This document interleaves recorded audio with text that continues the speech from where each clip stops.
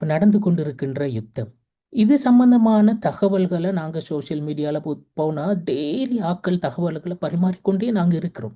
முந்தி கொண்டு அவசரமாக முதலாவது யாரு தகவல் பரிமாறுற இடத்துல பெரிய ஒரு போட்டி இருக்கிறது. நல்ல விஷயம்தான், அதை யாரும் பிள்ளைன்னு சொல்றது இல்லை. ஆனா ஒரு விஷயம், நீங்க பரிமாறுகின்ற தகவல்கள் ஊடாக ஆக்களை பயமுறுத்த வானம், நம்பிக்கை இலக்க செய்ய வானம். ஏனண்டா பயமுறுத்துறது என்று சொல்றதே எங்கட இபாதத்துகளை பாதிச்சிரும். இப்போ சிலர் போடுற அங்கே இப்படி இங்கே இப்படி சில வீடியோஸை போடுவாங்க. அதே மாதிரி சிலர் சொல்லுவாங்க. இப்போ ஒருத்தர் ஃபேஸ்புக் ஸ்டேட்மெண்ட் ஒன்று நான் பார்த்தேன், இந்த மிடில் ஈஸ்டில் வாழ்றாக்கள் 1 மாதத்துக்கான சாப்பாடை சேர்த்து வைங்கன்னு சொல்லி. இப்போ இதனூடாக என்ன நடக்கிறேன்னு சொன்னா, எங்களுக்கு எங்களோட இபாதத்தை கூட நிம்மதியாக செய்ய இயலாத ஒரு நிலைமை உண்டு தான் வார.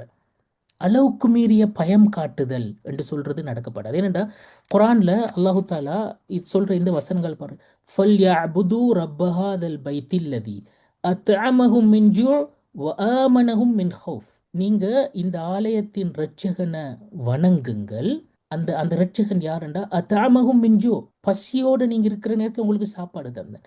வ ஆமனஹும் மின் ஹௌஃப், பயத்தோட நீங்க இருக்கிற நேரத்தில் பாதுகாப்பு தந்தேன். இப்ப இந்த வசனத்தை வச்சு இமாம்கள் சொல்லுவார்கள் என்னண்டா, இபாதத்தை ஒன்றை நாங்க சரியாக செய்ய வேண்டுமெண்டா 2 விஷயங்கள், 2 கண்டிஷன் முக்கியமா தேவை.